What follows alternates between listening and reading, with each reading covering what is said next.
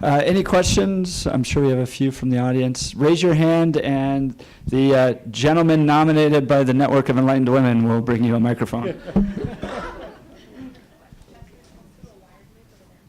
a wired mic over here. So people on that side can go to the wired mic, and I'll be carrying around the wireless one here. Thank you. Sorry, just your name and... Oh, Doug Miller. Thank you. My question is, actually I have 20 questions. I'm trying to figure out which one to pick up here. But I'm going to go with this one first, and that is in 2012, the DNC literally voted whether or not to keep God in their Democratic, at the DNC. Yeah. And although it was refuted by leadership, it was pretty obvious that the majority were voting to remove God.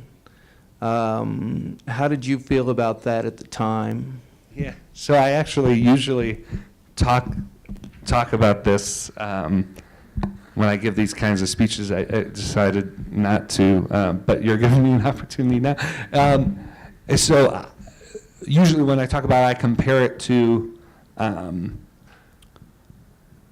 if you'll remember around the shootings, sort of public shootings, wasn't it interesting all of a sudden, even though politicians had issued thoughts and prayers, press statements, Democrat and Republican for years, all of a sudden it became an offense to the victims of the shooting to issue thoughts and prayers if you weren't going to have the right political position.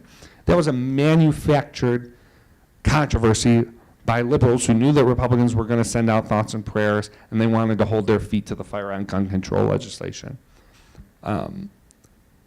Very similar thing happened with the convention, which is, and I usually have a graph. I wish I would have included this in the talk. For the last 5 party platforms, the Democratic Party and Republican Party basically flip back and forth on who used the word God in their platform more, and usually it was between 2 and 6 references. In 2012, it was a very kind of smart, if you want to think that way, very smart kind of political trap, which is, I think in 2008, the Republican Party platform had 4 mentions of God. I think Democrats had 2, whatever. In 2012, Republicans had over 10 mentions of God, and so clearly the trap was laid. And then the Democrats removed, because we rewrote the education section, removed the reference to God that was in the education section, something about all kids having God-given abilities that are helping kids reach their God-given potential. So, the references to God aren't exactly, in either of these platforms, aren't exactly like the most groundbreaking. Second, what happened with the floor vote, and this probably isn't gonna, there's a controversy here too. They were actually voting on 2 things. There was the vote to put the God-given back in the education section, but then there was also a vote on reference to Israel-Palestine, and they voted on both at the same time. It was the Israel-Palestine referendum that got the boos because people felt like the party was putting a vote on them to help ease the political waters around an issue that there's a lot of disagreement with the Democratic Party. Although, what's the more potent political issue for Republicans to say Democrats were booing? I mean, Israel's pretty politically potent, but booing God is even more. And so all of that to say, no one was booing God. The reference that was taken out was perfunctory. I mean, frankly, as a Christian, the difference between the kids have God-given potential and that reference not being in doesn't really mean that much to me. The other important thing to say is that words like faith and church were included in the convention. So all of that to say that was the least of my concerns during that campaign. The position of Democrats to take God-given and then put it back in was Yeah, I had, as we've talked about, we had more significant issues.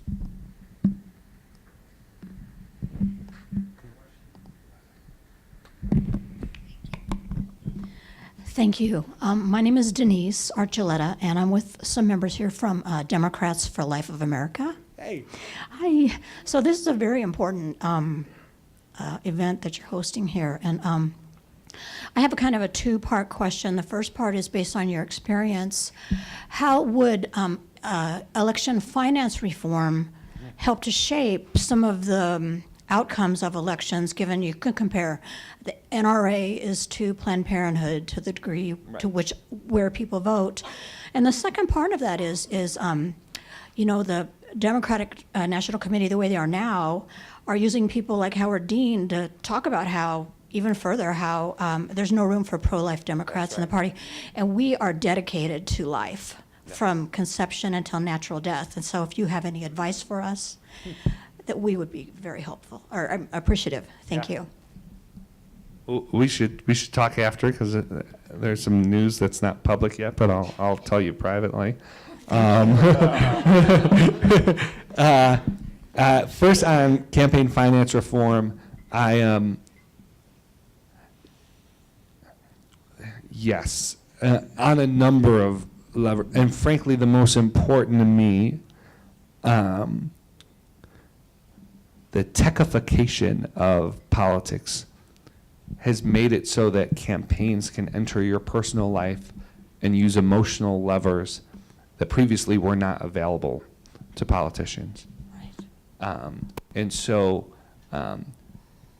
based on what magazine you subscribe to, based on if they're able to get a hold of church rolls, if they're able to get a hold of a whole range of data, they can target you with a message no one else can see in an attempt to get your vote to fundraise off of you. Campaign finance reform wouldn't fix that entirely, right? Largely that's a part of the concern was that campaigns would outsource their work to advocacy groups, and that actually if you limit the money the campaigns themselves are able to spend, then they're relying even more on the interest groups. And I know that there are different proposals for how to address that, but it's tough. But we need to, here's my basic plea to citizens. As we're voting, it's no longer sufficient to just think about policy. We need to be thinking about the culture of our politics. The culture of our politics has to be on the ballot. What that means is a President John Kasich, a President Amy Klobuchar. These are leaders that even if they wanted to, would not be able to be in your living room every night because they're policymakers. They're not pop culture icons. They're not reality TV show stars. They're not celebrities. We need to, my hope is after a series of presidents who have been increasingly invading the personal lives of citizens, that it won't just continue to devolve, but that the American people will say, actually, I don't want a president who will press my emotional buttons in that way. So campaign finance could potentially impact all of that, could potentially play a role in how certain issues are brought to the table, though again, I do have the concern that if you limit the amount of money that campaigns could spend, that you actually make them in some ways more vulnerable to special interest plays. On your second question, on advice, build broad coalitions. There are sometimes people in the party who agree with our position on the life issue, don't have access to decision makers and don't have the institutions through which to channel their passions. And so we need to think about institution building within and sort of outside but directed towards the Democratic Party so that they can't ignore this tension. I don't think the Democratic Party is going to become pro-life in the next 20 years, but I much prefer a Democratic Party that that doesn't support repealing the Hyde Amendment, that has an explicit call in their platform to say that they invite pro-life Democrats, like we've had in the past, that puts on the table restrictions on abortion, like the president did in 2008, but the pro-life community never took him seriously. So instead of holding his feet to the fire and saying, I kept on waiting for the call, or kept on waiting for the press release to be issued, hey, Barack Obama, you told Christianity Today that you supported restrictions on abortion. Like, you don't even have to take ours. Propose restrictions on abortion that you would support, but that never came. So part of what Democrats for Life can do is hold Democratic politicians' rhetoric accountable for their. It's not an easy. Honestly, my fear is that it will take another loss for the Democratic Party to open up in the way that they did after 2004. Okay. Thank you very much. One more question, and then we're going to wrap it up here. We got a few back there. Or right here, too. Right here? Yeah. Okay. Sorry. Trying to take my turn. Hi, I'm Risa, and I'm the Director of Faith Outreach for the Humane Society of the United States. Thank you for coming, Michael. This was just very enlightening. So you may have seen the headline in the Washington Post today about the Reverend Dr. Moore from the Southern Baptist Convention. He's someone that we have worked with very closely, and with his predecessor, Richard Land. They both have a very holistic view of faith and what that means, and we've worked with them to crack down on animal fighting and really egregious forms of animal abuse. So that headline was a little sobering for us, and me personally as someone who was raised as a Southern Baptist. And I've seen Dr. Moore really energize a lot of folks that may have been on the margins for a while. And I just wanted to get your thoughts on this change that he might be pushed out, and what does this mean for Christians that may feel pro-life conservative Christians that may not feel comfortable with the Trump administration and some of the tactics being used by Congress, and also how do we bring that reconciliation into our own places of faith and our own churches where that division is also increasing. Dr. Moore is the single most effective leader that Christians have in Washington, D.C. Bar none. I would step in front of a speeding car for that man. And we disagree significantly on certain policy issues. But he is constantly focused on mission. He understands that winning people to Christ is the first aim. He's also terribly effective and draws people in who would otherwise not be there. And I'll give you an example. I spoke at the March for Life this year. It was not an easy thing for me to do.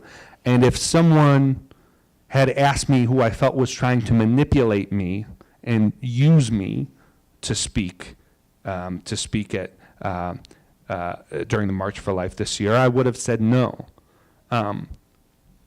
I trust Russell Moore, maybe not quite with my life, but I trust him with quite a lot. And so when he asked, I knew this was a sincere person who was not going to manipulate my presence. He wasn't going to misuse the opportunity.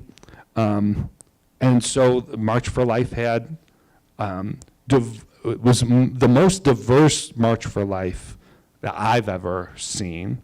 And it had a range of voices all saying the same thing, that human dignity matters.